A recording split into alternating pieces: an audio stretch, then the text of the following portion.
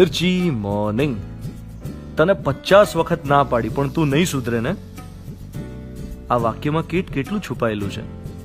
તને 50 વખત ના પાડી પણ તું નહીં જ સુધરે. કહેનારને એમ છે કે એ જે કહે છે તે જ સાચું છે, યોગ્ય છે. કહેનારને એમ છે કે સામેવાળો ખોટું જ કરે છે. કહેનારની ફરિયાદ છે કે મારા 50 વખત નકાર છતાં મારી ઉપરવટ જાય છે તું મારી. કહેનારને એમ પણ લાગે છે કે બીજાએ કેવી રીતે વર્તન કરવું એ નક્કી કરવાનો અધિકાર કહેનારને જ છે. સાંભળનારે સુધરવું જ જોઈએ, ના કેમ સુધરે એવો ઓપિનિયન છે. કહેનારને એમ લાગે છે કે પોતે સાંભળનાર કરતા વધુ સમજદાર છે, ડાયા છે અને પ્રેક્ટિકલ પણ છે. હવે વિચારીએ કે આ વાક્ય આપણે કેટલી ફ્રીક્વન્ટલી બોલીએ છીએ.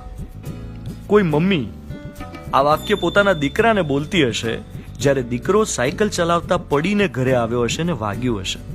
તને 50 વખત ના પાડી, તું નહીં સુધરે ને.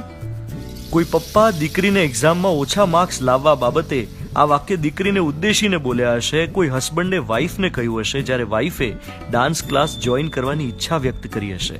કે પછી રસોઈ કરતા ફરી કોઈ વાસણ તૂટ્યું હશે, કે ગાડી પાર્ક કરતા વાઈફથી કાર ઘસાઈ હશે, ગોબો પડ્યો હશે અને હસબન્ડને કહ્યું હશે તને 50 વખત કહ્યું પણ તું નહીં સુધરે ને.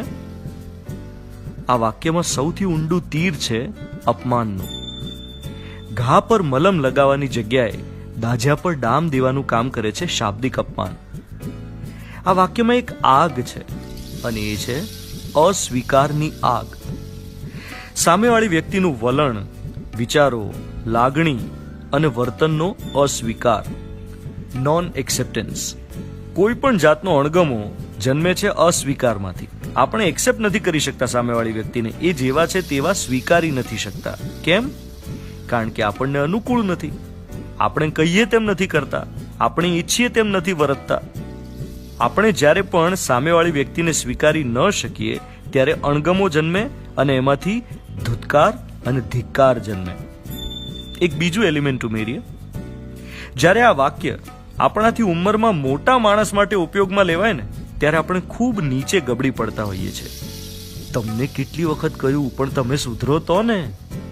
આ વાકબાણ આજ પછી તમે કોઈના ઉપર ન પ્રયોજો એવી શુભકામનાઓ સાથે આજના દિવસની શરૂઆત કરું.